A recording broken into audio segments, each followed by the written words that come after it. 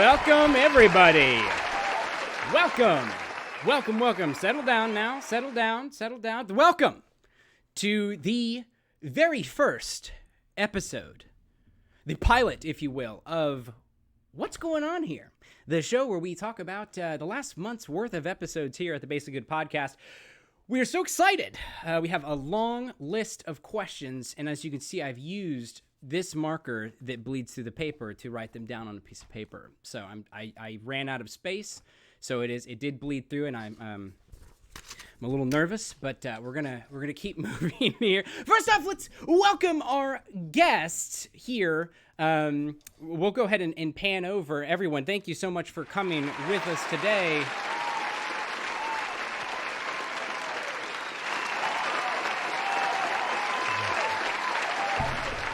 Thank you so much for being here. Let's go ahead and give it up for our guests. We'll start from the top left here. We have joining us Carson. We have joining us Joseph, some of our Patreon heroes.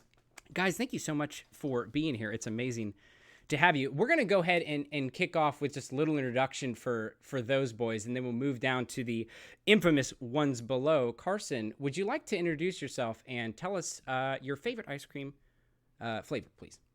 Sure. So as Zach said, my name's Carson. You may recognize me as Carsonist from the Discord. Maybe recognize me as Mog Flunkies. And you might recognize me as the guy that Ronnie cursed at talking about the Magic the Gathering luck in the pre-pod about trading cards. That would be me.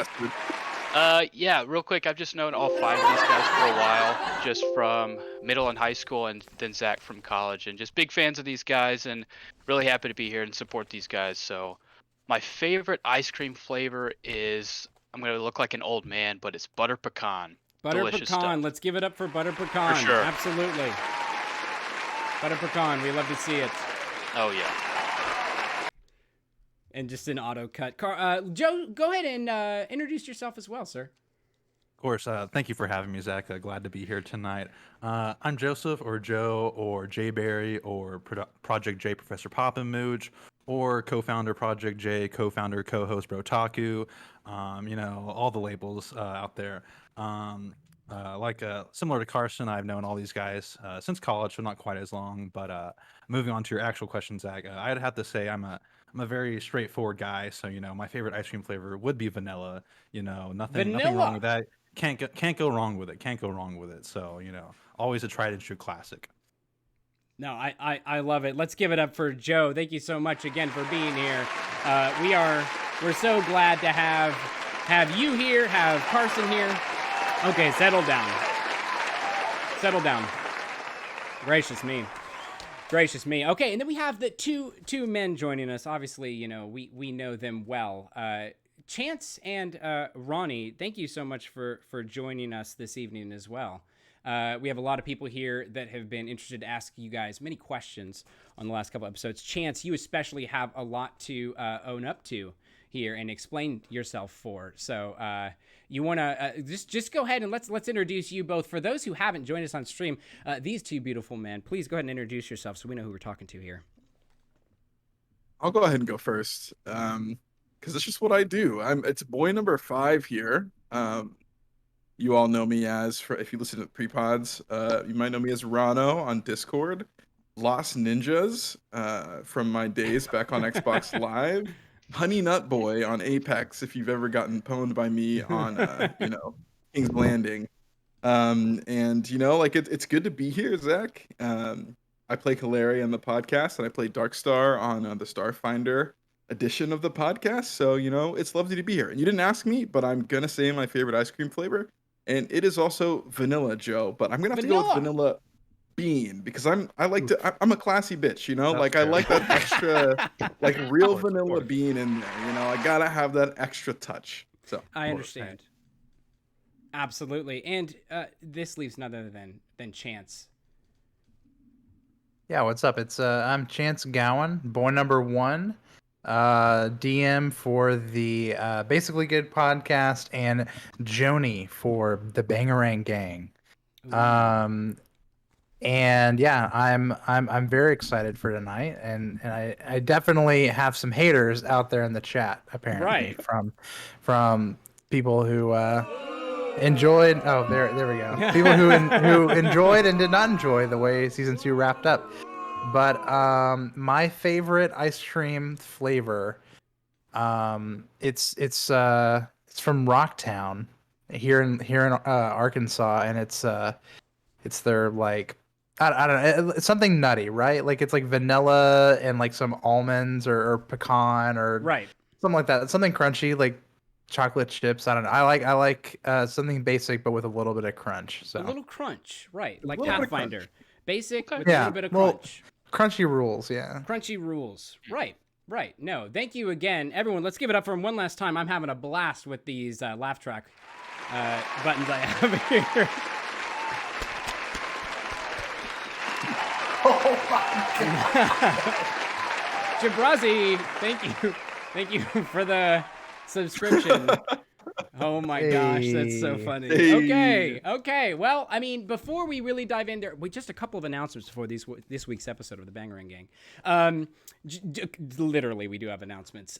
You might have seen as you were in the lobby that this is the last week to get yourself a Basically Good shirt. Jump on over to basicallygoodpodcast.com/shop to place your order. We are going to be closing down orders May 31st. So get in there, get it while you can, and get that checked out. We had also a list of our beloved patrons, and two of them, like I mentioned, that are joining us this evening. And if you would like to support us, you can head on over to patreon.com/Basically Good Podcast to check out those tiers, those benefits that come with that. But that is enough for announcements. We are going to dive in here. Ronnie, have you begun playing the tunes again? The Watch Together? Can you do that? Oh, pardon me. Yeah, is let's get some dead, lo-fi back in here. dead silent. It is Yeah, let's dead get the silent. house man back on the Also, instrument. Zach, I think Oh, chat wants to know your favorite ice cream.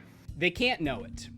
Okay. I am a solid. Okay, I have to explain. So I am a peanut butter, like any peanut butter ice cream through and through. I am a huge fan of peanut butter ice cream.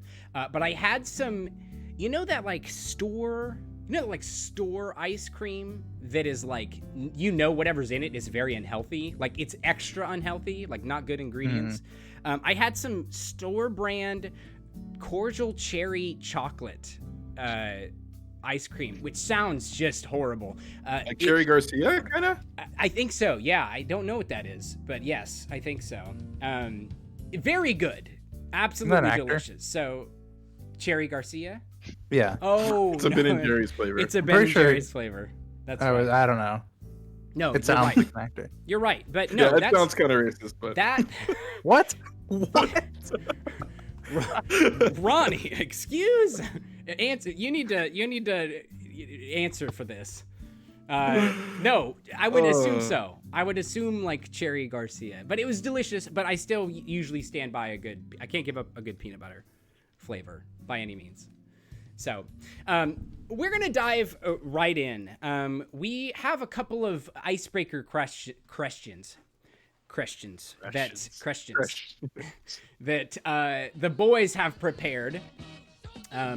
Let's go ahead and start. Carson, you have a question prepared. Let's begin with your first question, sir, for the boys. Yeah, so I think a lot of us agree that one of the best facets of the Basically Good podcast is just the emotion in everything, whether it's the actual players or the characters.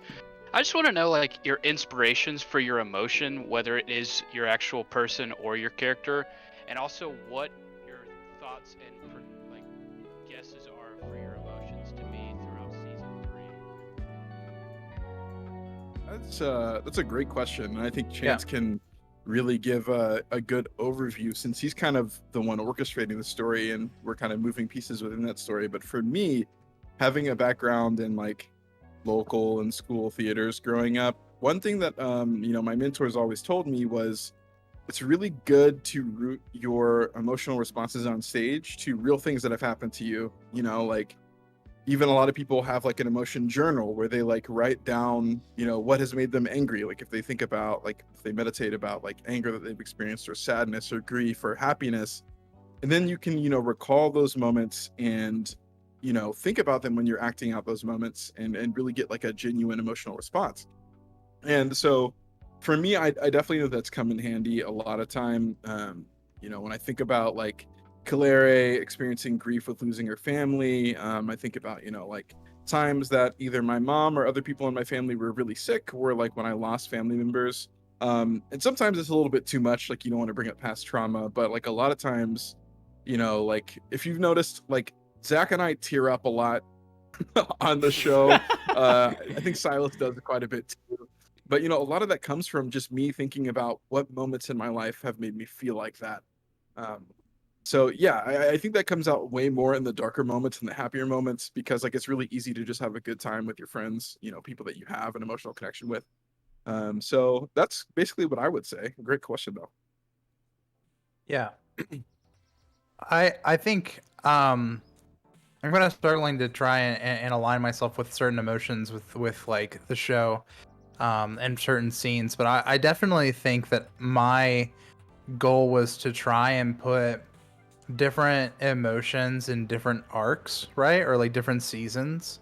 That's where kind of my mind went when I heard your question. And like I definitely think that season one, I really and Ronnie and Carson, you guys have both played with me in previous campaigns, long-winded stories, and something that I wish I always would have done was make Sandpoint, the small town where you guys got your start in our game, but make that feel like Breach Hill, right? Like I wanted the like Shire. Like I remember we played some Shire tunes in the beginning when we were first starting out, and we didn't have any music that Ronnie had made, and we just would listen to like Lord of the Rings soundtrack OST, and I wanted the audience and the players and everyone. I wanted them to get emotionally connected and feel like Breach Hill is their home, or to have that kind of emotion like tied to the NPCs and everything, because I always wanted that with Sandpoint. But I just like we were just so new to the game, and I didn't really develop it and stuff. So that was definitely that season, like season one. I really focused on like home and happy vibes, right? And season two is when the plot kind of thickens more, and I really wanted to focus on the fear of like the jungle itself, right? And there, so you see some of the fear of being totally outgunned, right? There's like it's these people, um, they don't have any of the backing of the elves behind them. They have to go into this kind of forest alone, and there's so many enemies, right? And even in later episodes, they try to go head first in, and there's no way they could, right? It has to be this guerrilla style combat, right? And so I wanted the idea of fear and anger and like claustrophobia and just like just like deterioration. Like the longer you're in the jungle, like it's a game of attrition and stuff. So that was definitely the vibe of two, was that I wanted to go to. And then three, it just like a snippet. I think three is about three is different, more of a somber tone, but I think three is about loss, right? So I think that's kind of the emotion that I'm kind of going for is loss, because really up until this point there has been no loss. It's been win, success. There's been down moments, but overall it's just like a going straight up. And so first time we've had loss, and I kind of want to explore that in this chapter. Yeah, if I can jump in really quick there, I know we're trying to keep this, relatively short for people who are, have busy lives, but you just triggered some things in my head that I wanted to mention. For me, emotion is really great for making the actual music for the podcast. So my brother-in-law and a couple of my family members were actually visiting this past weekend, and he listens to the podcast, and he was like the music that you make always like really fits the emotion of what's going on. What's going on here. But I was like, dude, like you're so right. And I really attribute that to like the heavy emotions that I feel during like the playing sessions and like the stories we tell. And I'm really happy that like we, lean so much into emotion, because it allows me to like recapture that emotion when I'm making music. Like changing the season 3 intro to be a little bit more somber, making the whole like soundscape of the show be a little bit more dark and kind of like obviously like the sound has kind of evolved over time, but I'm really looking forward to like kind of milking the emotion of the audience by making some really sad music during this chapter. Right. No, that's like a kind of a very good thing to bring up here, because I think we see a lot of the emotion being pushed because of the music, right? Like you just mentioned, you know, it's very much a like those scenes, and we're gonna get to talking about those scenes here in a bit. But some of the scenes from these past 4 episodes have been. It is the music. Like, it is the music that just really drives it home. We've seen so much come from several people in the Discord talking about like they're working their jobs and listening to the podcast and just weeping at their desk, and like, you know, it's very cool to see that kind of emotion be able to be I think pushed out because of the entire scene working together, you know. That's great. Very good. No, great question, Carson. Jay Barry, you had one as well. I definitely, you know, want to get to the crunchiness in the episode, but this is fantastic. So, Mr. Berryman, if you'd like to ask your first question, sir. Sure. I just wanted to ask our players and everybody how it feels kind of playing this campaign, knowing that you're playing your character for an audience rather than just kind of playing with your friends around the table. Like, do you think that affects like your decision making at all? Does it feel kind of similar to the campaigns you've got to just run in the past as DM and player, you know? Or are you changing aspects and doing things differently now that you know there's people watching and it's not just for you and like a few of your friends? Yeah, great question, Joe. And I'm going to keep mine short because I know Chance probably has a lot. Actually, being a DM for an audience, I feel like is a lot different than being a player for an audience. But to kind of, in shorthand as a player, answer your question, absolutely, it changes things. You know, like the way that you communicate emotion can't just be visual anymore. So, like, you know, like in those moments when big things happen, you can't just glance over to the person next to you or make a gesture with your hand. You've got to like verbalize what you're feeling, which I think is something that we've really like gained the ability to do over like the past year of doing this podcast. Or like typing something in chat. Like, you can't do that. Like, you've got to say like, oh, I'm feeling blank. But at the same time, I think it's like been really beneficial for our RP sessions more than anything. Because I know like whenever you're playing just on your own, you can have really great RP sessions, but typically they're cut in between with, you know, jokes or moments of pause, or, you know, people just being like, I don't know what to say, or just like moving on. But like whenever we have the idea that like we're playing for an audience, like it's really important to keep the characters consistent and to keep the RP sessions like contained. Because obviously we're not RPing for like an hour and a half every week, but like we are RPing for like chunks of like either 2 minutes or 5 minutes or Right. 10 minutes or even 20 minutes sometimes. I think of like Yasi and Urkel talking. That was legitimately like 25 minutes of RP, which was incredible. And I don't necessarily know if that would have happened if we were just playing for ourselves versus playing for an audience. Yeah, I would say it's completely different, right? Like it might be just because of the way we used to play, right? Because I haven't played off air since we started, so it's hard to kind of gauge. But I definitely, you kind of hold yourself to a higher standard when you know you have an audience, right? Like it's just, it puts a little bit of skin in the game. It puts it. For example, we like whenever we would play like Curse of the Crimson Throne, I think of book 5, Ronnie, and that whole, like, can you imagine playing book 5 the way we did and then playing it for a show? It'd be totally different, right? There were like 60 encounters. There were like so many different rooms of this entire castle, and basically us playing was like, okay, we're gonna get together, we're gonna play for 4 hours, and it's like, how many encounters can we get through? And it was just like slogging through combat, right? And like it was fun. It was weird because we were playing a game, but there was no RP, you know, maybe a little bit when we'd fight it like a certain important like mini boss or something, and there'd be some kind of flavor RP and stuff, but yeah, it'd be totally different, right? And if I were doing that for an audience, I'd cut almost all of those encounters except for the important ones, and then I would just kind of like simplify and you know, cut out them going from room to room. I'd cut out a lot about that, and then I'd even have just 20-minute RP section. It'd take like, you know, a whole season just to get through one castle, but yeah, I think I prefer playing for an audience. While we always talk about, man, it'd be fun to do an off-air game at some point, maybe at a retreat or something, but I think it's I think because we've played this way and because I know that someone's going to listen to it later, it has only like enhanced how we play, right? It's in the cold opens and writing before each episode and releasing that. I think it's helped, and you know, there's the answer, I guess. Sorry, that was pretty Right. long-winded. That was good. Sorry. No, great questions.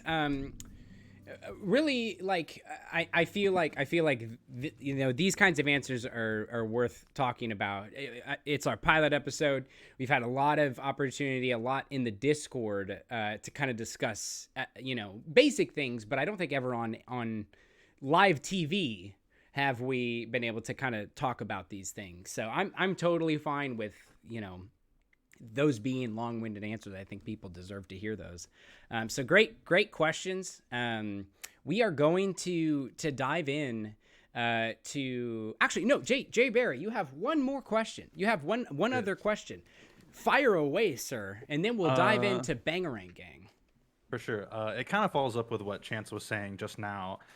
Specifically a question for DM, and Zach, feel free to chime in on this too.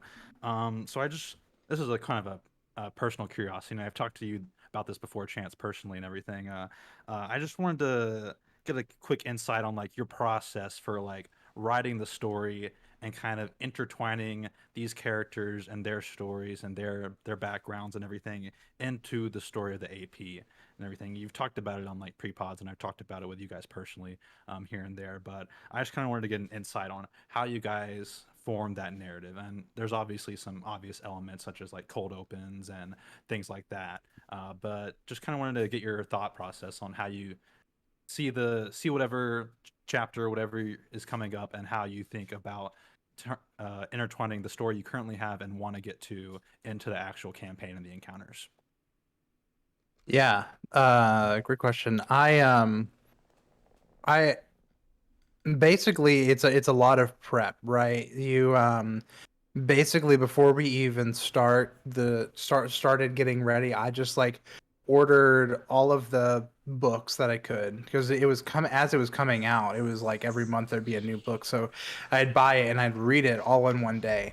And so basically, you know, I would get really familiar with the material. And once you have a really good understanding of like, okay, so this is like, you know, the micro, these scenes, you know, or these like encounters, and then there's like the macro of like the entire plot being told over the entire adventure. Once you grasp that, then you just talk to your players, and you're just like, okay, so like, what are you trying to do? Like, give me some key NPCs, you know, like for example, Calere, like Ronnie kind of did that whole bit. I said, he was like, I want to play, you know, a black elf, and I was like, oh well, I've just read the AP. I know in book 2 there's a lot of black elves from the Mwangi, so it's like, maybe you could be one, you know. And then the whole story about Sayadi and then his parents. And then I was like, okay, well, like, I know there's like multiple, you know, tribes and clans, and maybe we can do something with that. And so basically, it's like, give me the thesis of your character, give me a bunch of NPCs to play around with, and then I just, in my spare time when I'm driving or, you know, showering or wherever I do when I'm like thinking about stuff, I'm just like plugging in to see what fits, what doesn't. And then when I get an idea, I'll reach out individually and be like, hey, do you trust me? This is like a thing. Are you cool with that? And then it grows, right? Like we didn't have all of this stuff planned out with Calere in the beginning, right? In like season 1, like a lot of it just as weeks go on, months go on, I'm like, hey, so you know this now, how about we do this, right? So it's always growing, it's always like evolving. But yeah, it's a process, but it just, as long as you know your source material, as long as you have a really good open relationship and communication with your players, any DM that puts in the time can make it happen, right? Like, it's not some secret ingredient. You just gotta make it work. And obviously, I I so much of what I try to write in as scenes, I take inspiration from a lot of different media. You know, like I Right. watch a lot of movies, I watch a lot of shows. I'll see something in one show, and I'm like, wow, like now that I've seen and heard that, I can take that emotion and try and pull that vibe from this scene in the game. You know, so I'm always constantly, anytime I watch something, I'm like, oh, I wonder if I could use that, or I wonder if I could use that trope or that like genre for this encounter. You know, so. Right. No, I think I mean Chance answered, you know, very very well. I don't think I can add too much more to that. It's just drawing parallels. I mean, exactly like he said, like you get to know the characters as we play, and we get to know what they want to do, what they say, you know, what their morals are, kind of their moral compass lies, and then I mean, something that I like to do, and we've seen that obviously in the most recent episodes, just like push the moral compass, you know, like what is going to make for a challenging moment for that character to either grow in a good way or grow in a bad way. For Starfinder, it makes this AP lends itself to that. I mean, if you've listened to any episodes at all, you know that there's a like, oh, you do this or do that, right? Like do the right thing and get your hand slapped, do the wrong thing and you can kind of keep going and hope that things turn out well, you know? So it's just a lot of like Chance said, it's a lot of prep, and anyone can do it if they just take the time to, I would say, I think a secret ingredient, Chance, one that I do think is really important, is one-on-one communication with your players. It's so important to call and check in and Discord bug and all of those things to say, like he said, like, what do you want to do? I'm thinking this, can we do that? Can we pull that off? And a lot of times I think with Chance, at least I can speak to how he's done it with me. He'll give you like a corner of the entire piece of paper. He'll give you like, hey, I think we're going to go this way. And then he'll message you like halfway through and just be like, do you trust me? You know, like we never have the full picture, but that's, you know, he'll force our hand to make some sort of decision, you know, based off of a kind of a joint agreement that we've come up with, you know? So again, great question. I think that is all just really good things. So we are going to go ahead and dive in now. This will be, some of these questions are pointed at some of our players and the actual game master, but there are also several opportunities for our guests to join in the conversation as well. So if you'd like to say something, just chime in. But the very first portion of tonight we're going to talk about is just this most recent episode of the Bangarang Gang, and this was I think a player favorite for us. One thing we've learned is that the more we play, usually we do a Starfinder day and we take like a full afternoon to record several episodes, and it's much easier to stay in character. It's much easier to kind of get in and stay in, if that makes sense. And this episode is how we rounded out the night. You know, we got done with this episode, and it was like, okay, and then we're done, and we had to wait several months before playing again. But several things happened in this episode, and we're just gonna break down, you know, really the smaller pieces of it. Really, the overarching theme of the episode is we get this mission from a contract, if you will, from a drow that is working for a more powerful drow, and they set you up with a mission to deliver some guns. And from that conversation, we end up heading out to Voxa, the icy planet of Voxa, and stumbling across we knew was going to be shady anyway, but actually just a war-torn internment camp. And obviously, you know, there's a mention of like child slavery and like not a good place that is being run by hobgoblins. I guess now is a good time to say that if you've been following with us, just hanging out, we're going to start talking about some pretty heavy spoilers. So skedaddle. But Chance, the first question I have for you is actually directed at Joni. We have a scene that kind of breaks down in the middle of this camp. We are told that we have to unload the guns, load them on a truck, and then make a trip up to this little military base. And a Sheeran is seen as you guys are loading. This Sheeran is kind of loading up some meat in a bucket, and takes it over to a dog cage where some hobgoblins pretty much set him up to just be attacked by their goblin dogs. He gets plunged, kind of run over, attacked, and Joni does something that I was very interested in. We hear that she's trembling, but she doesn't do anything. What is going on? If you can give me a little bit more insight, what is going on inside Joni's head as she's kind of watching this play out? What is going on here? What is going on? Yeah. Here. Yeah. Well, obviously, I don't want to give away too much. Like we're For what only. you can tell us, right? Yeah. For what you can tell us.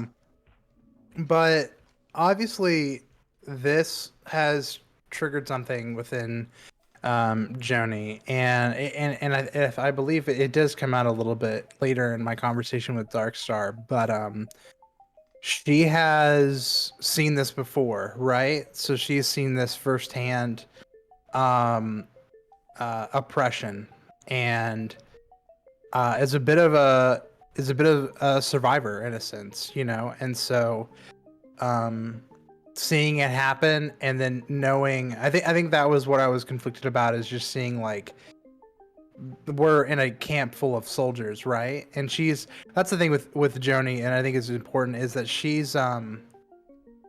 is very, very emotional and like leads with her emotions, but she's also very, very intelligent at the same time. Right. She's a bit of a con artist, she tries to always think steps ahead. That's how she's like survived for so long.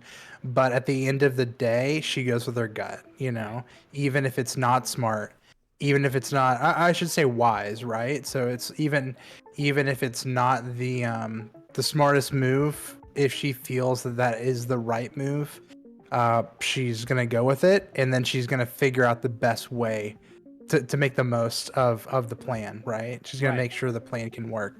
So in that moment, I think she sees the kind of oppression and the oppressors and kind of realizes who she's working for.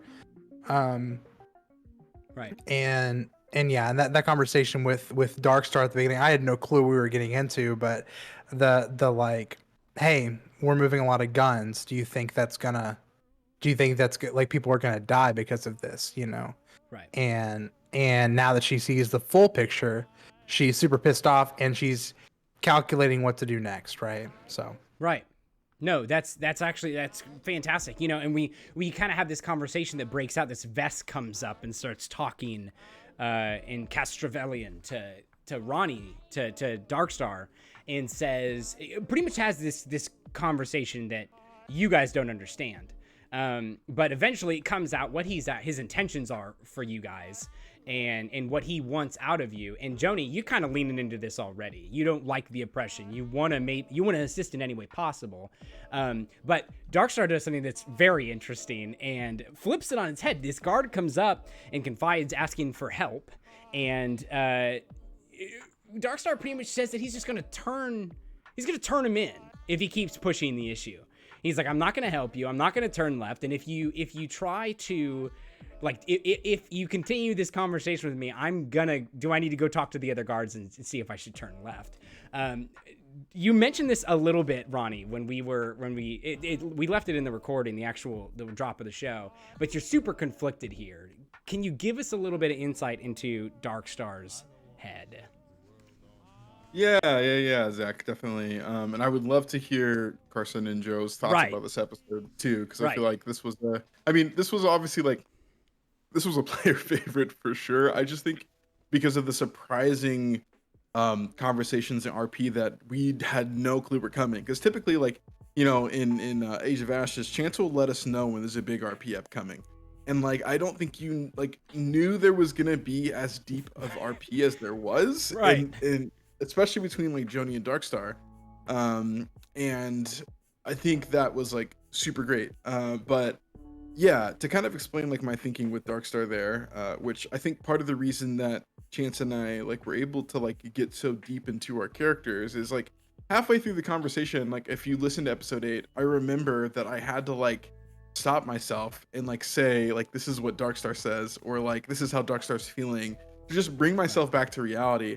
Because I think Chance and I were playing two versions of ourselves, because Chance and I are very similar in the way that we view like the world and social political issues. um and Chance was, I feel like, playing like the young idealist that like we both were in college, that like wants the world to be better, like doesn't want to have any part in something that's hurting somebody else. And I was playing the apathetic, jaded older person that like we're slowly becoming, right? And like of course like you push Right. back against that all the time, but after you see so many like school shootings, police murders, Jeff Bezos getting a bailout for $10 billion, Chance sent that to us today, and I was really upset about that. But like you just become really apathetic and jaded, and I think that like we were, the two versions of ourselves were fighting there. But to get back to like the Vesk, which is what was the original question, um, yeah, when he came up and talked to me, I had a moment there where, and I think this has to do a lot with the fact that we're playing for an audience, where I was like, okay, like this is obviously a part of the story. Do I just go along as the stereotypical hero Right. and help the rebels, or do I dig a little deeper and find out what my character would do? And that's what I Right. did. I think I paused for about 10 seconds there. I was like, what would Darkstar do? He, don't want to reveal too much about his backstory, but he Right. has a, kind of jaded past. He was a part of something that he had to get out of. Um, and he's on the other side. He's just trying to survive. So, like, Right. what would somebody who's just trying to survive do? So he looks at this Vesk and he tells him, "You're barking up the wrong tree, man. Like, I'm not the guy to help you." And he made a mistake when he was like, "Things might have gone differently if you talked to somebody else." Right. I think he gave the Vesk some ideas. But at a certain point, when the Vesk kept pushing like a telemarketer, Darkstar was like, "What is the one thing that I can say to get him to stop?" Right. And that is to reveal his cover. And Darkstar had no intention of ever like putting him in danger in that way, because Darkstar respects other people's, like, I wouldn't say humanity because like, they're not human, but their personhood as much as his own. But he also is like not against using underhanded tactics to get what he needs to get. So he's like, "Look, Right. dude, like, I'm gonna threaten you with this, something that's really important to you because it could get you killed, because I need you to back off. And I Right. don't need you to make a commotion, because if those guards come over here and suspect me of something, I'm getting my head on the chopping block, or if like the other party members come over here, I'm getting my head on the chopping block." So he's just Right. kind of trying to diffuse the situation as quickly as possible, I think. Right. But before we move from that, I just do want to say that like I loved Ronnie's route, and like during that encounter, like I remember being like, I want to do, because it's kind of stereotypical, like, oh, the heroes would help out, right? Right. Right. And I love Ronnie's direction, but again, I had to be like, this sucks, because I love the story of telling, of being like, we're just here to do a job, right? Like I love Right. that like neutral bounty hunter story that's there to Right. be told. But I just know, I was like, if this was any other scenario, any other one at all, like if this was some other job, like Joni's like, no, I've got two, we're focused on this, like I don't give a shit about you, right? But the fact that like what she saw what she saw, and she has to take a very hard pivot, Right. and I so that was, I thought it was good, of like, if this was any other scenario, I'm all aboard, and Darkstar Joni are still like best buds, so. Right, right. No, and I absolutely, I think that's fantastic. I would love to hear, staying on that track, and we're obviously we're not yet talking about what happens at the end, but from an audience perspective, I mean, do you feel that tension building, Joe and Carson? What was going through your heads? What do you think was going to happen? Kind of at this point where they start butting heads. We have pretty much like two sides forming, and obviously we don't have Silas and Jackson here to kind of add their 2 cents, but there definitely is, like, there's a Joni side and a Darkstar side. Like what's going through your guys' heads at this point? Joe, I'll let you go first, but I want to apologize. I really have to go to the bathroom, so please I will move the keep you camera to off Joe stream. There, and boom. keep me off stream. Okay. But I will be listening. Okay, sure thing. Please, thank you. Good luck. So sorry. Good luck. Mike, there you go. I'm muting it. Good luck. It's perfect. Yeah, for sure. I think that this whole divide, obviously, it was forming all throughout the kind of episode as we went along and everything. Darkstar obviously there to get paid, get out, keep his head on intact and everything. And Jody, obviously the young dumb kid trying to save the world all by herself. It feels like those tropes are definitely there, and they definitely butt heads a lot. But listening to the episode and everything, I felt like, I don't know. Personally, I was thinking like, what would I do in that situation? That's where I put myself a lot Right. of times with the show. It's like, Yeah. if I was playing a character, not any of the characters specifically, but if I was just playing a character in this world, what would my character do? And I found myself really leaning towards Darkstar's side. I'm like, you're working for Edge Corp, you've already kind of fucked up one job already, and that kind of fucked you guys over. You almost died to these ghost things, and you just need to get a W right now. And selling these guns and getting out alive is that W, then just take it and go. Just take it and Right. run. Like we're not heroes. We're just four people moving some stuff around, all right? Right. But now that I've seen how the episode ends and everything, it makes sense the way that it went. The ending obviously shocking to I think everybody. So I'm very excited to see where it goes from here. But obviously, yeah, I would have been I was definitely more on Darkstar's side, but I'm probably more excited to see where the story goes from here now. Right. No, that's great. Very good answer. Carson, I mean, you had your headphones on while you were in the restroom, so I'm sure you heard all that, right? Yes. Okay, so what do you think? Wireless on the go. Yeah, I'm kind of with Joe. I just kind of stuck with Darkstar because the whole Yarrowberry incident was kind of whack because they did everything they were supposed to and they just kind of got shafted. And so again, for you just to go back to back losing just doesn't feel good. I remember, Zach, I texted you, a while back. I think it was during the angel encounter, when I can't remember the angel's name. You just texted me like, it doesn't feel good to lose, like, at all. Yeah. And so just the concept of let's just get in, get out. Let's just deliver the guns. Let's just get a W on our side. It's kind of a big deal. And just that dissonance between the party is obviously enjoyable because you like to see, crunchy conflict, not only between like enemies, but also through the party.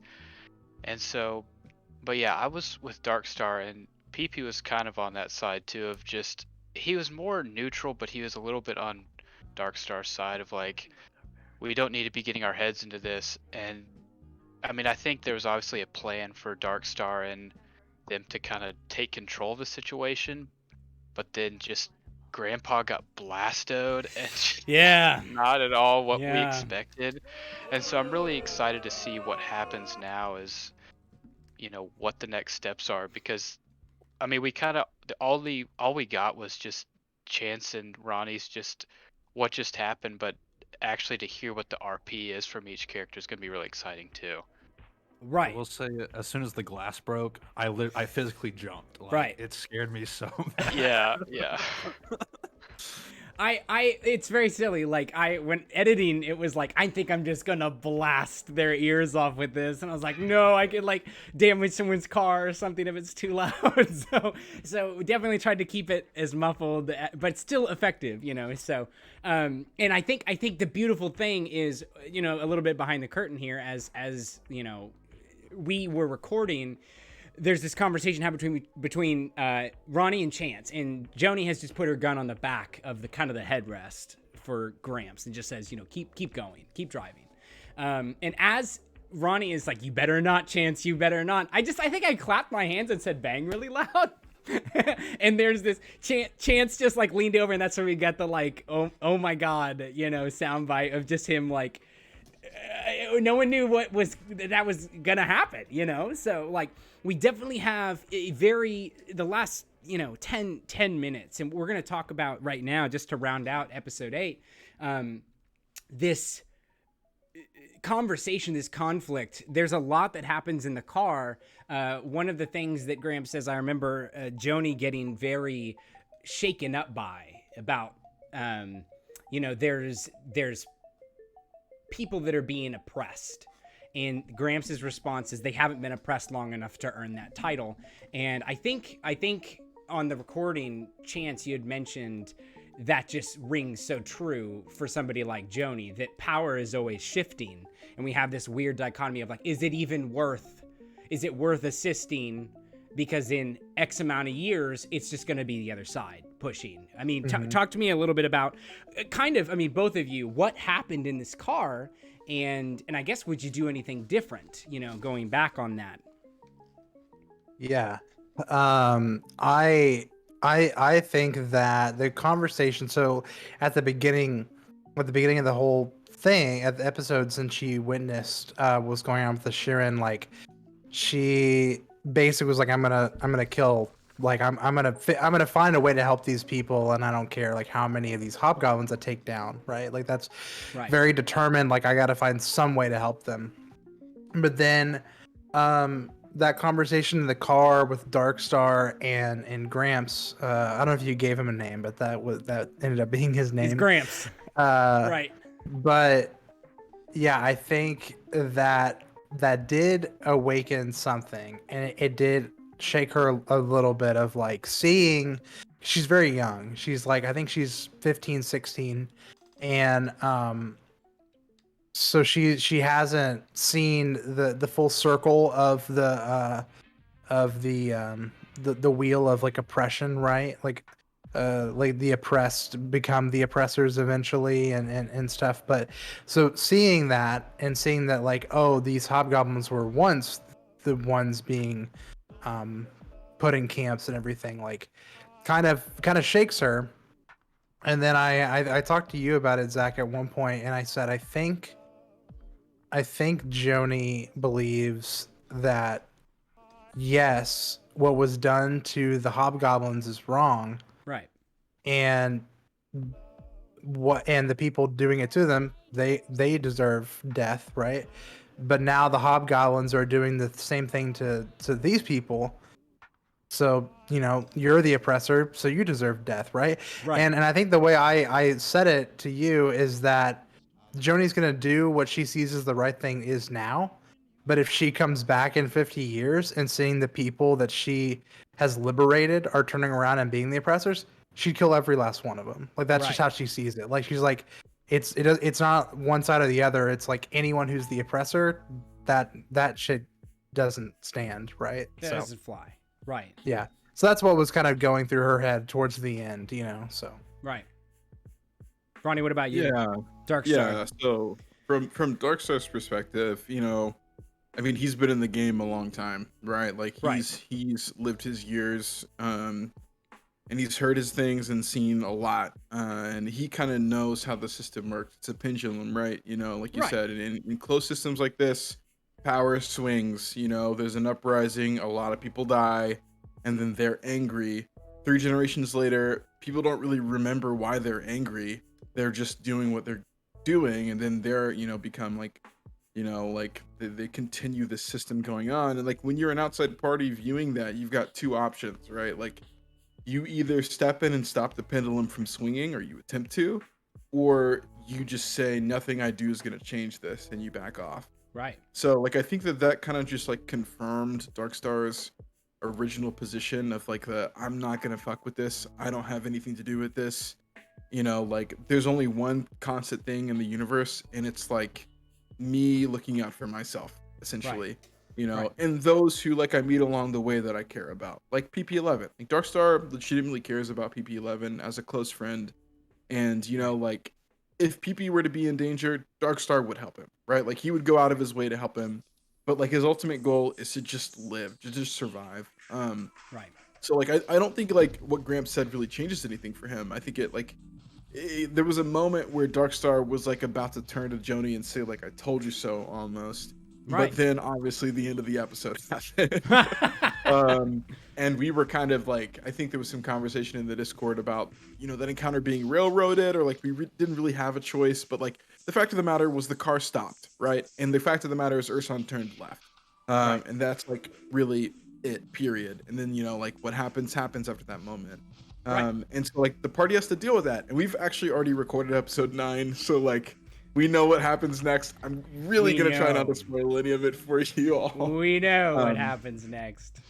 But I do think because of the setting, because this is like essentially like the future, even though like there is magic and it's not really our world, there becomes this really weird connection that we all have to our characters that we don't get to have in a fantasy setting that's set in kind of a medieval space or a middle Right.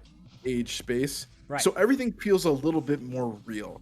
And I feel like in this story, we're all pulling on parts of ourselves that, like are real. And then so when there's friction, it feels real. And like, it took some cooling down to like see all sides of the story to really think about, like you said, Joe, like what would I do in the situation? And it's like Urson mentions something where he's like, like everybody has, deserves to like walk their path. And then I think after that episode, Silas mentioned something like, people are being oppressed and Urson doesn't like that. So that's why he chose what he did. Right. And that makes complete sense, right? And so like I can really resonate with that.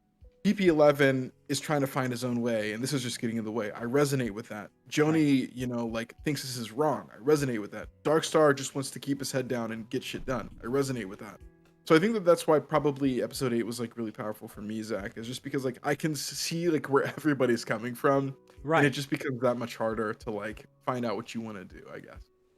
Yeah. No, I think fantastic answers all around. Again, a blast of an episode to play through and to listen to. We're gonna switch gears. Actually, that's not true. Carson, you had one question as well about Starfinder, and if you'd like to share that now, we can discuss that real quick before moving forward. Yeah, so I mean, we kind of talked about how the Yaraberry situation went south, and now the guns are, at least for the viewer, on point of going in a wrong way. So, do you anticipate that this is the last of the contacts through EdgeCorp? Because they're going to be like, okay, like, I don't know if I can trust you guys anymore. And, I mean, I guess, I don't know if you guys have time to answer this too, but, and again, it might be tough because you know what's happening right now, but it may not be that far yet. But, I mean, how do you think the party as a whole is going to interact with the rebels? I mean, we've kind of mentioned that, but just at least time travel back an episode for you guys and just answer that to see, and maybe if it's too hard to answer, you don't have to, but both questions apply. Yeah, go ahead, Ronnie. This is a tough one because, like you said, we know what happens in the next episode, but there's still some gray area there, even with the events of the next episode. Right. And to go back to the first part of your question, like, is there gonna be any like contacts through EdgeCorp? Contacts. Contacts. It was bound to happen. I don't think so. Like, we were already on thin ice, and I don't think from Darkstar's perspective, I don't think I want to work through EdgeCorp when I know that they're not gonna pay up for this job because the guns didn't get delivered, right? So it's like, what point is there going back to Absalom Station, saying we lost the guns, and then maybe even like receiving a penalty? Like it's not only we don't get paid, it might be we don't get paid, and so I think like if we go back, we're terminated or we're like not given like good jobs anyway. But that's just my prediction. I don't know what Zach has planned. I don't know what the party wants to do. I don't know if we make it off the planet, right? Because like the system is controlled by the hobgobs, right? Yeah. And if they know we're helping the rebels, Yeah. we're kind of fucked. So Yeah. I think something that Silas mentioned in episode 9, which is upcoming, but isn't a spoiler necessarily, is the fact that like even if we end up helping the rebels, like as long as we can like stay unnoticed, we can pitch the idea that we were hostages, right? Like we can say, oh, we were hijacked, we didn't have any control of where the guns went. Maybe that buys us some time to get off the planet, but I really don't know what happens next. And as far as like how we interact with the rebels, I really don't know either. Like I think Joni is gonna be like super like hoorah, Les Mis, let's fucking kill the man. Chance can like confirm or deny that when he gives his answer. I think Urson is gonna be his same like neutral but like helpful, like you all need to find your path and I'm here to help you. But he's probably going to be like, I don't want people to die. So like, I think he's going to try to figure out how to do this peacefully. I don't even know like if it's possible at this point, you know, with the whole idea of power shifts. I really don't know what PP11's going to do or how he's going to feel. And I'm excited to see what Jackson does with, you know, with PP11. But I think that's pretty much all I've got, Chance. Yeah, I mean, I have my own kind of predictions. I don't really know how far this whole thing with Edge Corp is going to go, but I'd have to. I'd be insane to think that we'd keep working with them after like messing up all these Gruntax. No,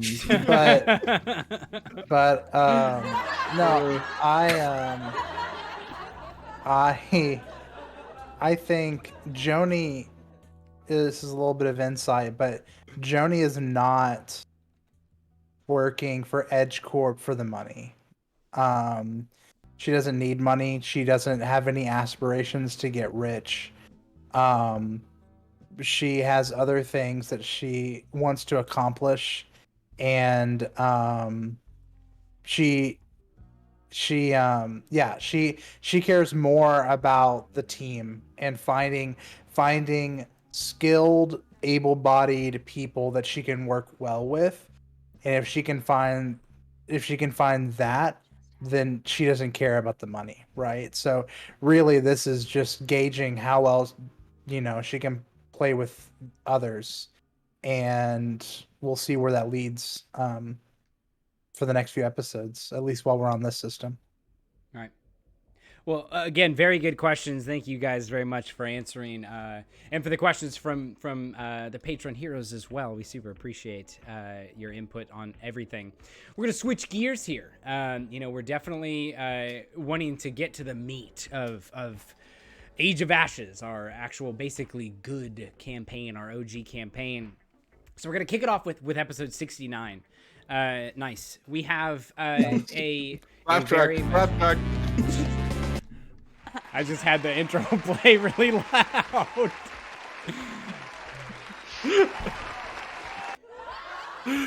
I want to use this one before we go because it's just my favorite. There's laughing and then they stand up and start clapping. Okay. Kicking it off with episode 69, we have this is an interesting episode because we're getting the heck out of Blood Cove. If you remember, we are kind of in a position where we're trying to leave. We've been threatened, you know, in an attempt to be followed. We assume at the end of episode 68. We go to this little hotel called the Poppy's Bloom, which we think will be some fancy place. It's not. It's a meth hole. And we stay the night there. There is an incident where we believe that somebody is coming either to rob us. We actually don't know who's on the other side of the door. And then Frizzigig actually is able to, he's able to bar the door pretty creatively. You know, so I guess, you know, for a question for Ronnie to kick us off here, you know, what was your immediate thought when there was somebody trying to break in? What do you think was going to happen? What was your plan to get out of there? You know, right at the beginning, we're having to kind of knee jerk a move. What were you thinking we were going to have to do if they were able to get in? This was so this episode like just completely was kind of weird, but in like the best way, because it was one of those moments where Chance had a lot of like shit planned, and like we just somehow pulled it out of our ass and had an answer for everything. Right. And so the episode ended up being like a lot shorter than I think it could have been. But this was one of those moments where like Silas was like, Frizzigig pulls out his immovable rods, and I was like, oh my god, like that makes so much sense. And like he like had gone on and on about like how there's so many like useful situations for it, and like we are all like yeah like whatever, and then like it's just like immediately after he buys it, like there's a perfect situation to use it. And then like obviously like as it goes on later, which you might ask about too, like Aaron using like that invisibility umbrella essentially was also just completely meta. Right. But like this was one of those moments where I was like, this could be any number of things, right? Like This could be a group of paid assassins. This could be like remnants of the cult come to find us. Right. This could be, like the strongest adventurers on like Blood Cove who have been hired out to kill us, right? Like I had no clue, and I was on the edge of my seat this entire time, and I was like, do we chase them? Like, do we chase them off? Do we like get the jump on them and fight them? None of us have our armor on. Right.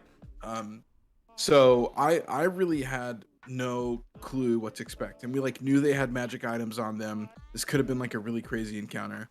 And ultimately, I think like like we solved the Sudoku puzzle somehow, but By the I was seat of just our pants. anxious. Right. Just anxious. I think that's the only way to describe how I was feeling.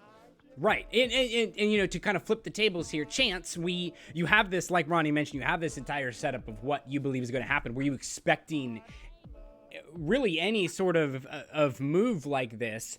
And you kind of mentioned it in the recording too, that you wanted to have some sort of, I mean, we did it, we did it. We've talked off air about you saying that you want your players to have some sort of agency, with this. Can you talk about kind of how, not just with this encounter, but like with other encounters throughout the show, how you're waiting for that, or if you prepare for that, or if you just want to reward your players for kind of, like Ronnie said, getting out of something by the seat of your pants a little bit. Yeah. I whenever you go into scenes like this, you're always nervous as a DM. I always get nervous because you're like, on one hand, this will be like really cinematic and it'll be really cool to set something up. Like for example, for this specific situation, I wanted to kidnap these guys, chloroform them, have them taken by the Aspis Consortium, and basically because they've been hunting for the Akujai homeland. Like they have this long standing grudge, and I wanted to like play that out and have them all separated and deal, because like it's like if you're gonna go to Blood Cove, like a den of pirates, like you want to have some kind of like fun escapade. So I was getting nervous when you're like, okay, so I'm gonna group chloroform a group of level 8 characters, right? And it's like, I could just wave the wand and be like, well, you guys didn't hear anything. Oh, well, this didn't happen. Sorry. Okay, here, I'll roll fudge roll. Well, you're all knocked out, And I could do that. And that works for the audience. It really does. Like the audience is like, oh, cool, I'm still getting a good story. But for you guys, it just feels like shit because you're like, I've built this character. I'm level 8. I just bought all these items, and I'm very excited to like play the game. And then, oh, it didn't matter because Chance wanted to do something with the story, right? Right. And so it was, and I do my best. I was like, okay, they barred the door. Maybe I can like sneak in. Maybe I can like tail them out of town and then like jump them in the woods, or like I can still make it work. I can still salvage my plan, but they just had so many answers. And at that point I looked down and seeing, okay, here's how much time we have. I don't want to drag this out, like the pacing of the season. I don't want there to be like 3 episodes in Blood Cove. It's not worth it, right? Just a fun little, like, and that's the thing with script writing and that I've learned along the way is just like pacing in a story is so important. And it's like, yeah, we could have 3 episodes in Blood Cove and it'd be fun, but I'm telling the long arc too, Right. and you can only have so many filler stuff, and maybe like in an anime or something that's like huge with 500 episodes, you could pull off little arcs like that, but I just didn't think it fit. So I just wanted to reward you guys and say, you know what, it sucks, but you beat me. I had stuff planned, but you guys outsmarted me, and I think that ass. Yeah, there you go. But yeah, and I don't know for sure, but I feel like it made you guys feel good, right? It made you feel like you actually played the game, Right. And so, no, yeah, that's fantastic. I think that it was fair. I think it was something that, it's funny afterwards. I think we all were talking, and you were like, "Well, this is what was going to happen." I was like, "Can we like retcon that and let you do that?" Like, part of us wanted to be like, have to fight for our lives. That would have been so cool. But it is cool to kind of get out of something and not have to deal with a problem. Because we just don't know what's going to happen. So moving into episode 70 now, this is where kind of the bad stuff starts to happen. This is part 2 of the season finale of Let's Go Home. Ronnie, we have this very, very intro moment, kind of tailing off of the last episode 69 and going into the Ayudara. And Kaleri kind of says goodbye to her home, right? I mean, you wave goodbye to the Mwangi, and you kind of go off back to Breach Hill. I'm just hung up on your feeling. I know that we have this visage of a god that we have to deal with, but was she happy to go home, or was she sad to leave home? You know, what's happening to Kaleri at this moment? Is it a mix of both? You know, I think it's important to talk about both. But what was in your head as you kind of walked through, knowing that we may not come back here for a while? Yeah, I think like this is a really would be a really great moment to also hear like what Joe and Carson think about, you know, like going home, because I think that was a huge audience moment. The idea of going back to Totally. Breach Hill, right? And like, of course, there was a Right. vestige of a god standing in the way, and like also, you know, we Yoinked that ass on the Hawk as Jeez. well, who rolled a bunch of like sub 10 rolls. But you know, that being said, I really think that you know, Kaleri, it wasn't as melancholic as it could have been, because I think there was a sense of closure, right? So Right. if any of you have had like familial issues, or like if you really hate where you grew up, or you like had a lot of friction with the community you grew up in, you kind of know this feeling. And I think that like this is kind of what I drew on for that moment, and like the idea of like finally getting the hell out of Dodge, right? Like Right. whether it was like you grew up in a hyper religious, you know, small town and that's not your vibe, or you grew up in a place where people just didn't understand you. And like it feels so good to get out, but like there's that always that guilt of like, you know, like either like I got out and others didn't, or like, you know, alienation, that feeling of alienation. I think that was something that was really strong for Kaleri. And when she first got to the Mwangi, I think she really like kind of grabbed onto that, and she was really aggressive in the way she dealt with especially the twin leopards, right?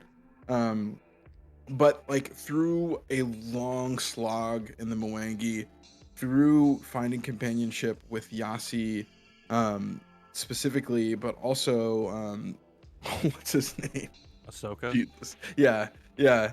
Both of them like really rekindled her fire for like family and community. um and you know, like really like wanting to be home, and like feeling good getting to, you know, like go through the same ceremony that her mother went through. Like all of these things like really gave her a really great sense of closure. Like I may not be a part of the Akujai anymore, but like part of me is still there, and like I get to like live through them a little bit and live with them a little bit. So I think she was actually like going home with a sense of peace, to be honest. Knowing that like there would be an opportunity to come back, maybe. But like her home is no longer there. Her home is with the insert party name here.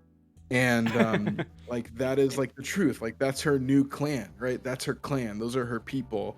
And it's just icing on the cake that she gets to leave while feeling good about her past.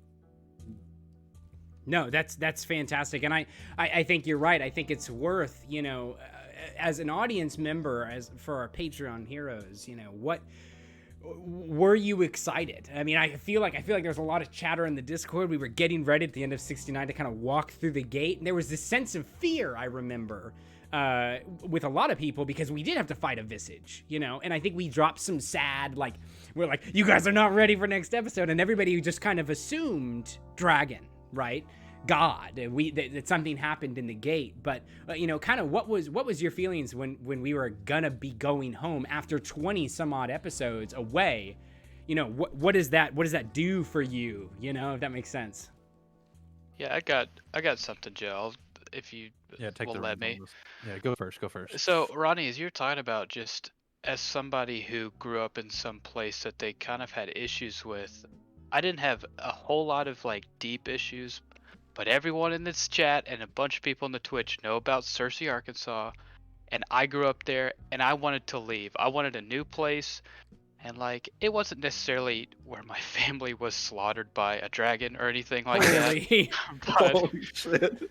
but like just the concept of just wanting something new. And, every time I go home to visit, I do get that sense of kind of a revigorated enjoyment of just going back home, but still that deep longing to return back to my wife or my cat or just my small apartment in Florida. Just like that is where I'm looking forward to. And again, I don't have to go through this visage of a god to get home. It's just I hop Sure. on a plane. But in that Close. same vein, I think there was a sense of pride in going through the gate for the party that they're like, we're willing to fight this visage to go home. It's not like we just have to fight this mini boss or this boss to get through the next stage in this story. It's we're going back home, so we're willing to do anything to get to that stage. And I think that was what was really cool and set this, I guess, encounter aside, is that there was not, I mean, there was a sense of fear, but I think the sense of we can do this because we want to go home really stepped over the level of fear. And I think that's what made that encounter so cool to me, is there was a deep feeling of wanting to be triumphant and not just trying to win. It was just, we've been gone for a month, which for us has been like a year because, Yeah. just the Yeah. episode release, but just that, still that feeling of not being there, you want to be home. And I think that really powered through that campaign, and that's really cool to me.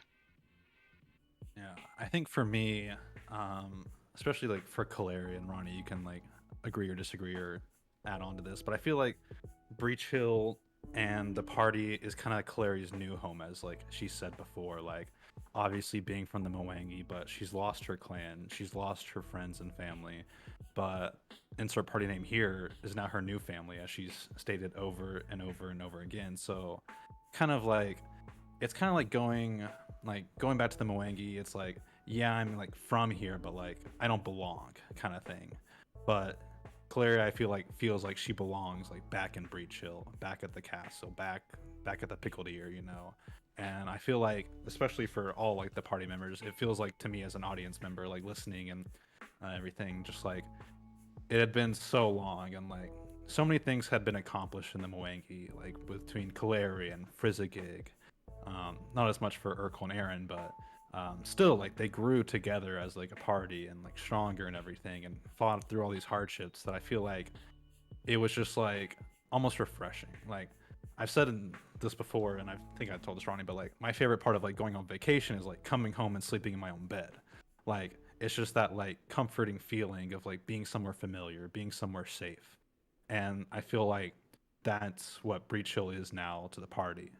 But I think that's also why the next episode was so like kind of damning in a way, to finally be home, to finally be in the safe space of the castle, the Picker, the Wizard's Grace, you know, and then have to deal with this immediate situation. No time to rest, and already just thrown into a new story.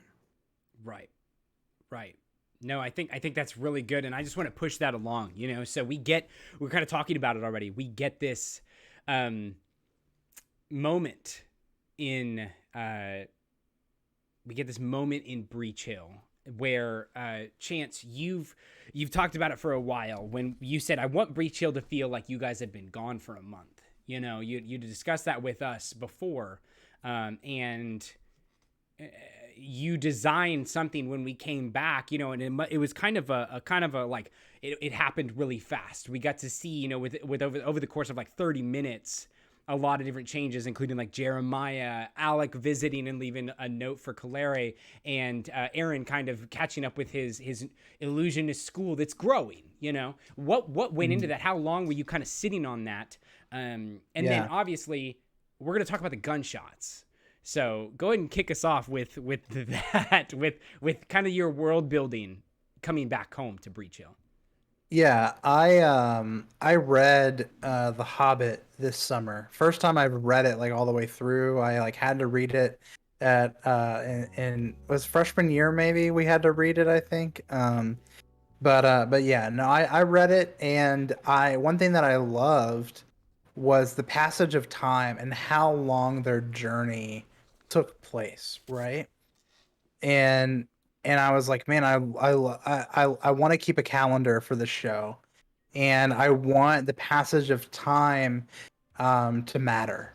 And Right. so like I reference it a lot, and it's like, the story started August 1st, and now where we're at now, it's like I feel like it's like end of October, so um and so you guys have spent a long time.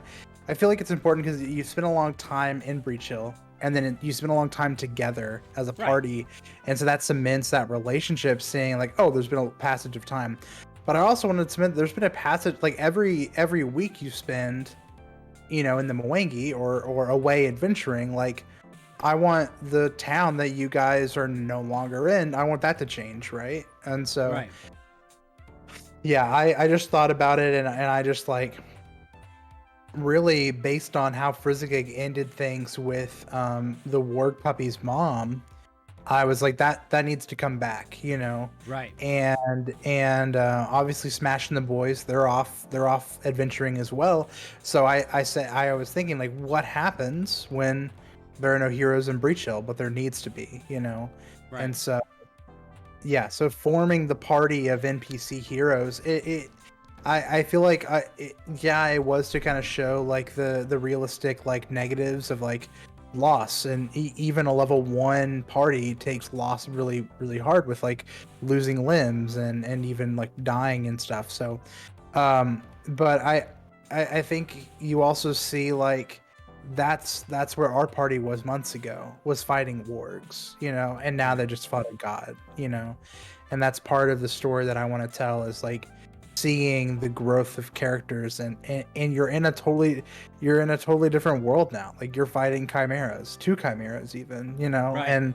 and back then you were fighting skeletons and spiders, and I want to show that. So that was big. But obviously Alec, showing the passage of time with him, and then really Aaron, rekindling with Brother Rowan, was more of a device to show what has happened with Urkel. And I guess we'll just get into it. Yeah. Let's dive in.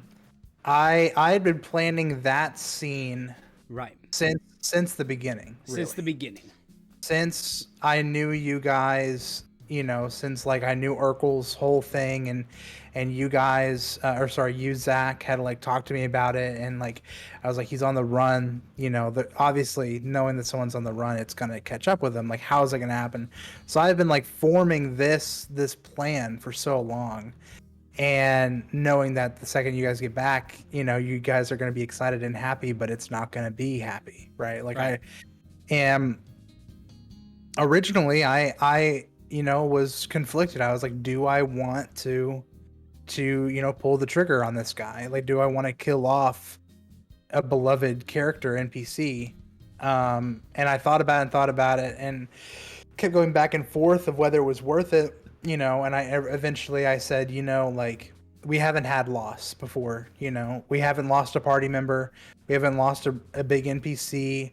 Right. Multiple times I thought Renale was gonna bite the dust, and she just didn't, Right. And so I said, this is gonna be really hard for Urkel, and the audience, but I think losing someone important to us is healthy for a story, healthy for conflict, and more than that, it makes a really bad person, and I Right. really, your villains in a story need to be awful, and like, I feel like everyone hates Mr. Vero more than, like, he had stuff before, and when we were learning about him through the Salty Dogs arc, but like, I really do think that like villains have to do really bad things to make them good villains, and this is one of those things. So Right.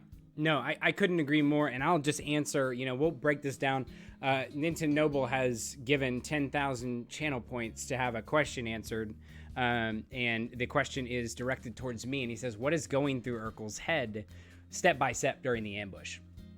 And I really want to talk quickly about how the post-production of this came out. And as a listener, I'm sure you listeners can also just kind of talk about it turns on a dime, like, and it happened that way too during recording. It's exciting, it's happy, it's a great reunion, but I knew from the second that Chance started saying the words that he was saying with Tiberius that it was over. And that is like, to my core, I believed that. Like, this is a goodbye speech to my dad. Stepping through the door and seeing the guns, I'm so excited this question was asked, because there's something that I need to explain.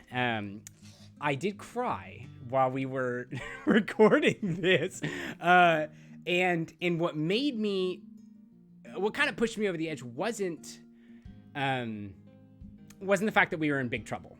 And it wasn't necessarily just the fact that I knew that if I were to run, they would keep hunting. You know, when Chance had mentioned it, he built a very bad guy. And what I'm assuming, and we can talk about this on the most recent episode, but what I'm assuming is we're seeing a villain that is not a cult. It's not a like group of monsters that are trying to organize something. It is one of the strongest powers in one of the biggest cities in the country. And that's terrifying. That if this person wants to kill me and my friends, he can. But the thing that I think really tipped me over the edge was the fact that I thought about running. There's this moment where it's a choice on whether or not I'm going to defend Tiberius or attempt to. But what happens is I think about running. And in the headspace of Urkel, that's crushing, because I've done it once before. You know, that's what kind of how he got in this situation, was he just ran away. And thinking about doing it again and then swallowing that and saying, I guess this is where I die, you know, is kind of the nastiest part of the whole thing. So that's pretty much a complete breakdown of what has happened, knowing I'm going to run in here, my dad's going to run in here, and we're both going to die in a pool of blood on the floor as, you know, shrapnel from 6 guns just completely tears apart the house and us. So obviously, like Chance said, a very powerful like moment of doom, you know. And I think one thing I do want to touch on is you mentioned kind of the laziness that Mr. Vero has, just the confidence of knowing that he is going to win today. Like, there's no doubt in his mind that he's going to win. So, you know, as a listener, you know, let's wrap up the end of this horrifying episode. As a listener, you know, what happened for you guys? You know, just hearing all of these, kind of the Jeremiah bit hit. I remember seeing a lot in the Discord about people thinking that was it, you know, kind of what's going on, you know, real quick with what's going on in your head, you know, as this kind of happens. I remember finishing this episode and immediately texting all of you guys in the group or whatever. And I was like praising your acting, Zach. I thought you did a very good job, as I thought everyone did a good job. But I feel like you especially, because of the actions that took place. And your response was LMAO when you think I'm acting. And, I think that really kind of speaks volumes a little bit about like what you just said. Like, you were really like emotionally in that moment. You were Urkel. Like, you felt what Urkel was feeling. You felt Tiberius' emotions. You felt him talking to you, and all those things running through your head in that moment. And I feel like that, as a player, is so convincing to someone listening. I feel like that's why, to me at least, this show is like very good. It's so easy to get into, the way you guys describe things, the way you talk through things, your RP. It is just so, it's like I'm watching a movie almost, or a TV show. Even the little things, like when Chance is like pans from scene to scene, like in my head I imagine the camera panning throughout Breach Show. I imagine it panning and switching and crossfading and all the little things. Even some scenes where like I see the pan out from the doorway where I see like Tiberius laying on the floor, and I see the street lights and kind of hear the echoes of the bullets and everything, and all those visions are playing through my head, because I feel like you guys do a great job playing your characters, describing the scenes, describing how you're feeling. So there's not a lot of mystery for me to be confused on and have to make up on my own, because you guys just do such a good job. All that to say, that made this scene hit just that much harder. I feel like, you know, I feel like I'm getting choked up right now just thinking about it, but Yeah. It was heartbreaking in a way, seeing these characters we've known for 70 episodes now. Who knows how many hours that is? But like seeing one of them finally possibly not make it through. And I've said before, I wanted Frizzigig to die first, and I've explained my reasoning on that. Yoink. So it wasn't Frizzigig. Not that Urkel's dead, but you know he's in the most danger right now. Right. But I feel like I've wanted this to happen for a while because it is such a big driving force to the party for the product of story development, which I'm honestly just so excited for in the upcoming seasons. Carson, you can take it right now. Yeah, so I mean, typically the way that I listen to the podcast is just to and from work. I don't have the luxury of having headphones at work, so it's just I listen to it to and from. But I got to the end of this episode and I still had a little bit of time, and I was like, I just have to like keep listening. So I threw in my headphones. I was on the couch, and as all this happened, I just started like weeping on the couch, and I was like, this is so difficult to listen to. And I texted Zach actually on an opposite level, Joe, because I knew that was real. And, I'm not going to go into detail, but, I have issues with my We're dad on television! And I just have issues with my dad too. And just, I've sought in my older years to try and just make things right and just make it work. And, that's how I see Urkel doing that too. And just to see in that moment, just when things are going at such a good pace, get stripped away, just was crushing, because I was like, that could be me. Like, what if, Right. Something happened to my dad right now? Like, did I get to say everything I wanted to? Did I get to do everything I wanted to do with him? And like, that crushed me to the core. And, I talked to Zach for a while. Like, we sent like paragraphs to each other just because it was real. It wasn't just a script that you're reading off of. It wasn't just goofing around. That was like real emotions that we talked about, and that struck home for me. And also the idea that Aaron's watching this too, like Right. Yeah. Right. I mean, all of us have friends that we've seen go like down a dark path or down something that you wish you could stop and save, and you can't, is also crushing to know that you're 100% unable to do anything. Right. And just Right. going a little bit into the next episode, well, I'll wait, but just to see how Aaron was so willing as this peaceful person to say, I'll kill him. Like, Right. I have to get to Urkel. Like, I will kill him. That really stood out to me as some really deep character development that only lasted a few minutes. Like, Right. that he was so willing to flip on that, and just Mhm. that all just culminated in me very deeply. And that's why I think this episode so much, even though it was so difficult. Was it makes you feel something, and I think that's a lot better than just we've talked like filler episodes and just happy moments. Like, the dark stuff really hits home for me, and that's what I liked about the end of it.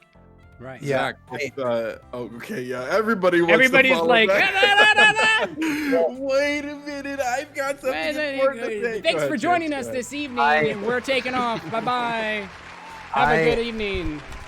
I think like just to touch on what you said about Aaron seeing everything, I think, and we've already played a few sessions ahead and stuff, but I really do think that last season we saw Kaleri battling her, or having this battle of rage, and like bad things were done to her personally, and her having to like not lose herself, and she had the whole like training with revenge and Devoku, and like learning all of that, right? Like the wrath of Kaleri. And I think this season, I think it's a lot of like, I hope we don't see Darkest Timeline other characters, right? Right. Like it's like this is the season or the arc of kind of like loss, and from that loss, I think a lot of character is going to develop here of what they do with that loss, right? Like anything big that happens to you, like a big life event that shakes you, it's what do you do in that time that really defines like what kind of character you're going to be.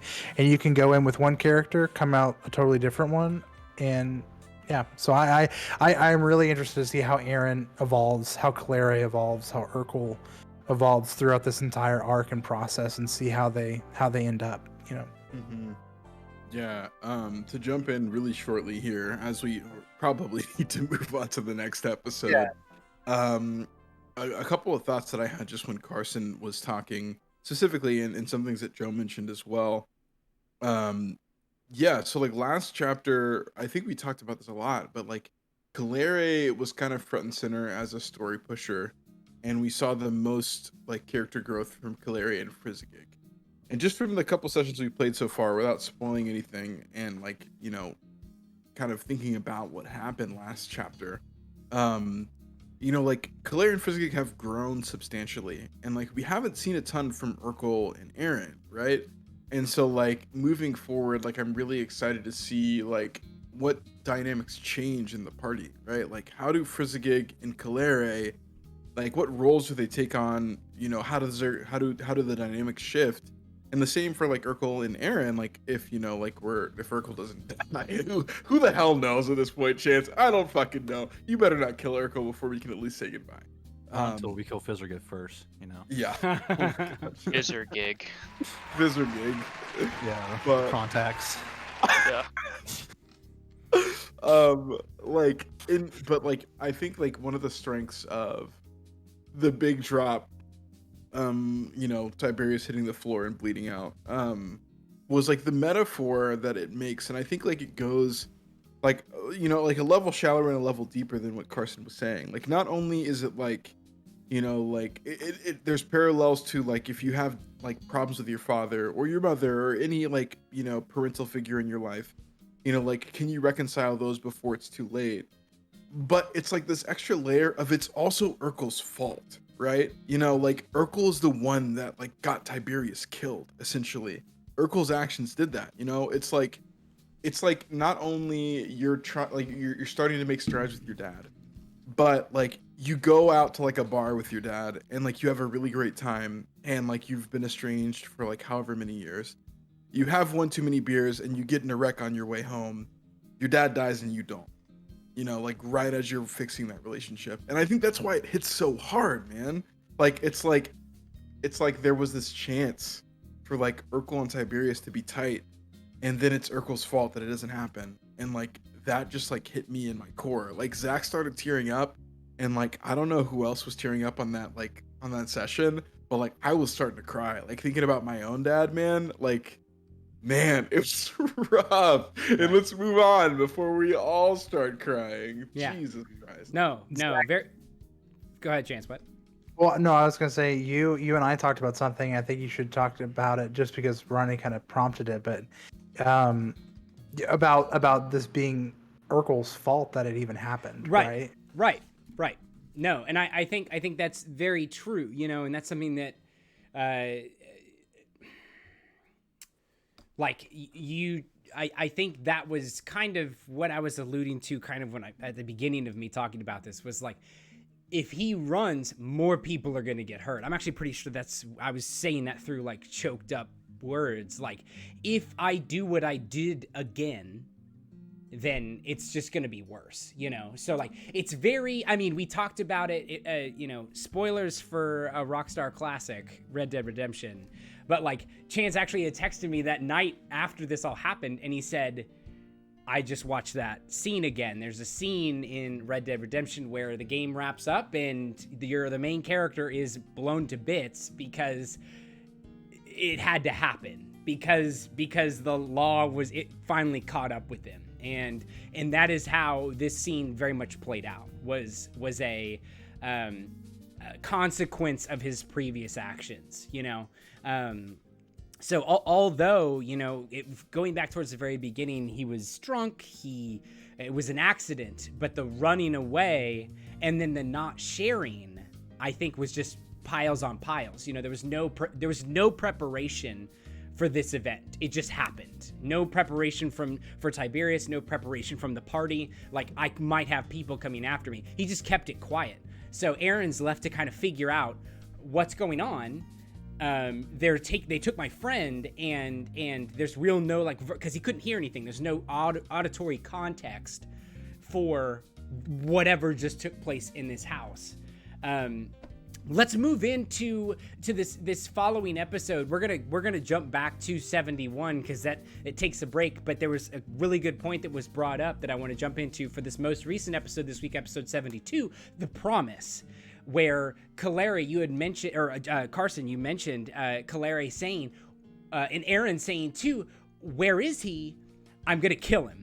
And Kaleri on the brink of rage with this man in the street standing in front of her saying, you need to come with me, you're under arrest. And she's like, I'm going to kill you if you do not get out of my way. And we've kind of mentioned it a little bit before, but we're seeing it in this episode. We're seeing absolute rage from the insert party name here. Are you afraid? Ronnie, are you afraid about what is going to become of the party? Chance, you had mentioned it a little bit before about we have a chance to see Darkest Timeline. Is this something that's actually legitimately feasible for the group? I think, yeah. And like, that's what's so harrowing, right? Like, I think that we've talked a lot about Darkest Timeline. We've thrown it around, and like, Kaleri had an opportunity to drop into Darkest Timeline in last season, but like, she had Urkel, she had Aaron, and she had like a newly, like, you know, like almost redeemed Frizzigig right there to stop her from doing anything dumb. Like, there was like, even like the memo with the angels, like you said, Carson, like that was the entire party saying, what the fuck are you doing, Kaleri? Like, you need to like come back to reality, right? In this situation, we are in a completely different space, and that's why I think it's so like edgy. Where like, we could really go Darkest Timeline here with like a lot of different characters, because like Urkel is gone, and Urkel was like most definitely the father figure of the party, and like all these things have come out where like Urkel has murdered someone, and like I don't think the party is really reconciled with that yet. It's just the fact that Urkel is gone and we're getting him back, right? Like, we have to get him back. If we don't get him back, what happens?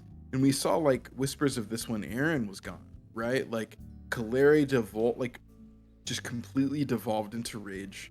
You know, Frizzigig, you know, was like, what the hell is going on here, right? And Urkel almost broke down at the thought of losing someone again, having flashbacks to the war. And so like, I think like we're in this like really dangerous space where like that definitely could happen. Like, if we get to Eladir and Urkel's dead, you know, like, because the party doesn't know what's going on right now. Like, I don't know what happens. Does like Aaron just start dropping people? Does Kaleri start dropping people? Does Frizzigig like give up, you know, his quest to become a new person? Like, I think there are so many questions that go through my head. But in that moment, you know, like when she was faced with the guard, like Kaleri, like I think was completely serious, right? Like, she's got this weird sense of justice and like this hero complex where everything she does is right and anybody who stands in her way is wrong, right? And even if that is a like authority figure of the law, like regardless of whether or not like they are also in the wrong, like, you're a villain, right? Like, you could be the most just person on the planet and I could be in the wrong, but like Kaleri's eyes, you're evil. I'm gonna like dispatch you to get to my goal. And then like Sarah killed him for her, so like Kaleri didn't really have to deal with that. But yeah, I just think that episode was so like, it was just a bunch of vomiting emotions. You know, like flashbacks to related trauma that all of the party has, you know, with Aaron losing things in the past that we're not really sure like what all it is he's lost, but like we know he's familiar with loss. And Kaleri the same way, having flashbacks to like her father. And like she's lost another one, right? And this time like she's looking at Urkel's dad, not her dad. And like another dead dad trying to save their son was just too much for her, I think. And she kind of just gave in. Yeah, right. No, very, very good. You know, very good assessments. We have just a little bit of time left. We'll round it out at about 2 hours here. There are two things that I think are worth mentioning that I would love some Patreon hero input in as well. We start season 3 off with a totally new party, a totally new Alec OVA, and a reintroduction of a fan favorite, Alec, right? right? So we have a very kind of just a very quick look at Eladir, this gambling hall, the Gilded Rose, and a reintroduction of a newly knighted Hell Knight, Alec Montague Chance. My question for you is, from a storytelling aspect, why do this? Why cut the legs out under from the audience? Why do this to everybody? For the sake, to kind of give this peek behind a different, a different story, really, that's happening in the middle of the universe. Yeah, I think just like the transition from end of season 2 to end of season 3, I wanted to come at it with just a different vibe, right? Like it's hard to say. Like I get inspired by a lot of stuff, and I can't remember exactly, but I feel like I've seen this before, right? I've seen this shows do this where they'll start a new show and it's completely not related, but then it is in the end, Right. But my reasons for using kind of this tactic is just I think we needed a breather, right? Because this is a week to week thing. And I just thought this would be fun. Because like everyone was expecting this episode in place of the one before. We expected to get back to Breach Hill, do some shenanigans for 7 episodes, and then we'll get back to the main story. And so I think I wanted to do that and have this, like, I thought, it was spur of the moment, like peanut gallery characters. It was like, just play something weird and we're just gonna have some hero duels. We'll have fun. And then I didn't tell you guys how it was gonna connect, but I was like, don't worry, by the end, like it'll feel right. Like it'll feel really weird at the beginning and you're not, but just trust me and it'll all connect. So being able to play Alec again, he's one of my favorites of the NPCs, and I'm excited to explore what he's up to, and Right. Also it just sets the scene for season 3, because as you guys have noticed, we're moving to the big city and lots of things are happening there, and the Gilded Rose and its owner Emilio Vittori have some roles to play in this season. So it's setting the scene, giving everyone a breather, connecting with an NPC, and then moving back to the plot in 72. That was kind of my purpose of doing it. Right. How is that as a listener to have your legs cut out from under you? I mean, going from just that, you just want answers. I mean, obviously you're not going to get, I mean, I feel like this is going to be something answered over multiple episodes, but just, hearing the episode start and just, wait, we're in something completely different, and hearing just Ayamade be praised and Zach, I don't even know what voice acting that was. Oh but, my good lord. We but need a just boo like, track for my voice acting. and Calm then, down. I think it was, interesting because we had, the Salty Dogs arc, we had the Fight Night Hill, we had this, and so it felt fitting to have that in there. But especially at this moment where you want to know the next part, it's kind of, at first you're like, oh, so we're doing that. Is it going to be like multiple episodes like with the Salty Dogs? Is it going to be a one-off? But then as we, listened to it, and it was actually like hero duels and it was Patreon, characters, like, that kind of was a nice thing to get your mind off of it. Like, let's just not be mad at the world right now. Let's just enjoy these 4 new people and just play, and then not have to worry about anything. So at first I was frustrated, but I started to like it. And then, real quick, just the next episode, I was expecting more hero duels, I guess, and then it went back to reality, and I was mad again. I was like, okay. I was like, never mind. I'm just gonna not expect anything and just No listen. expectation. But that's just what you got to do. Right. No, that makes sense. Yeah, I was really thrown off when Garen and Ivern walked into a bar. I was just like, what's going on here? What is this timeline? Then Alex showed up and it made some sort of sense, but for most of the episode they're just literally playing hero duels, and I was like, I don't understand. Like, I get it, it's just like a nice like break from all the tension, I guess, and to like, I guess, keep the audience on their toes and like stretch out this tension even more so. Because the last thing we had heard was Urkel being taken away, and like the gunshots and the damage die. Like that was the last thing we heard about them. And then it's just like, all right, it's like after like Jujutsu Kaisen, like the Juju Stroll. It's like we had one of those. Like, you know, we just see these other people doing these cute little things, playing hero duels for 30 minutes while we wait for the next big episode. And yeah, um, it was definitely interesting. It was good to see Alec again, I think, and knowing that he's gonna have a part upcoming again is really exciting to look forward to. So I'm glad that, and I'm glad we get to kind of see some of the setting like before we go there.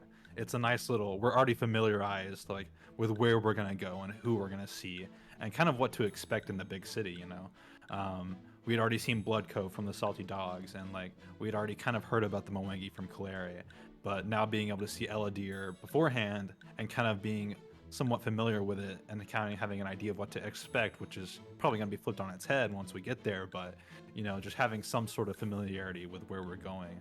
I think it was a good little break in there.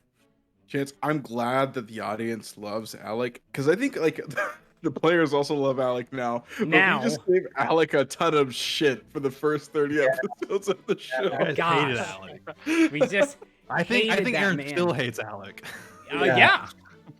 Yeah, I think So- that's probably true.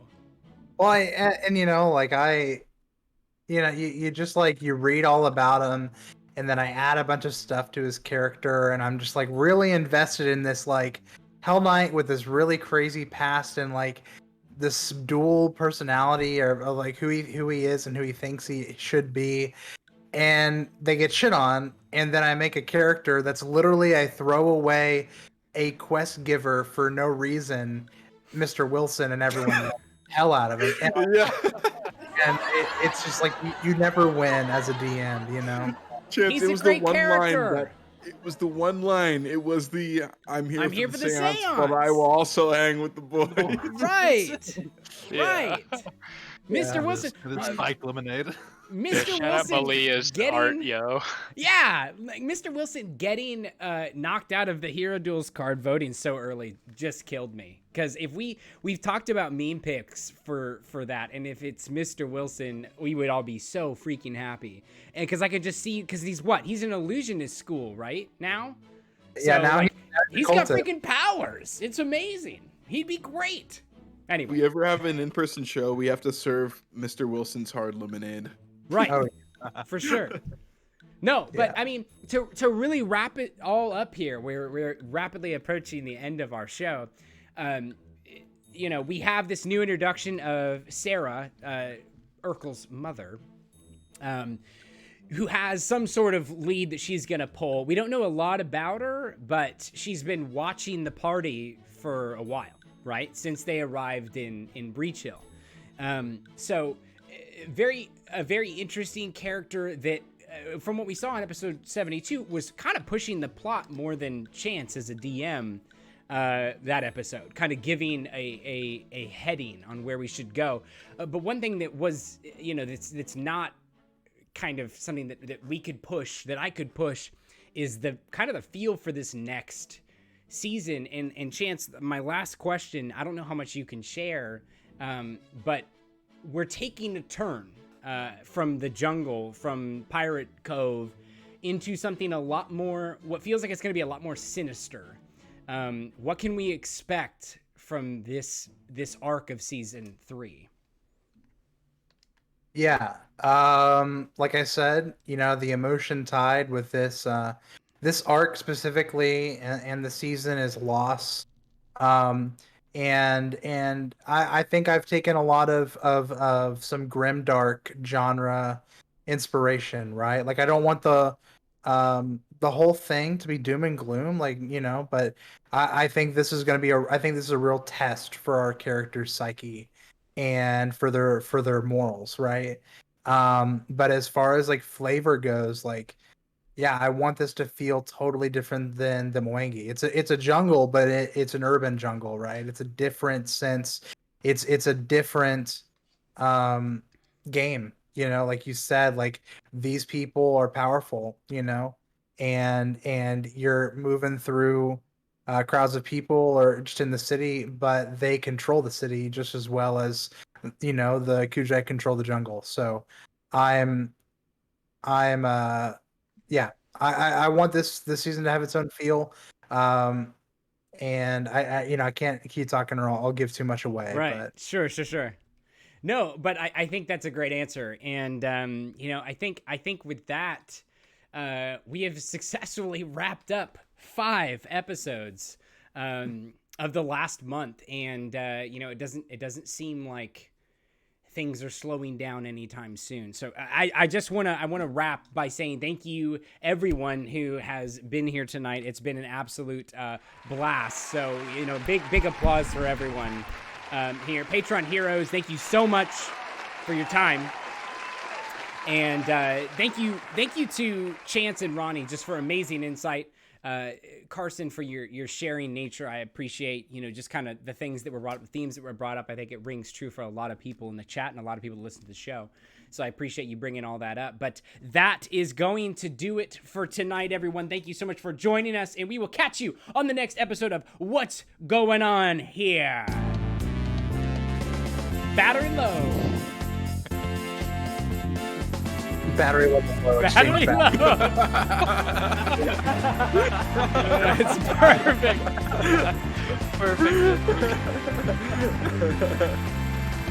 Amazing.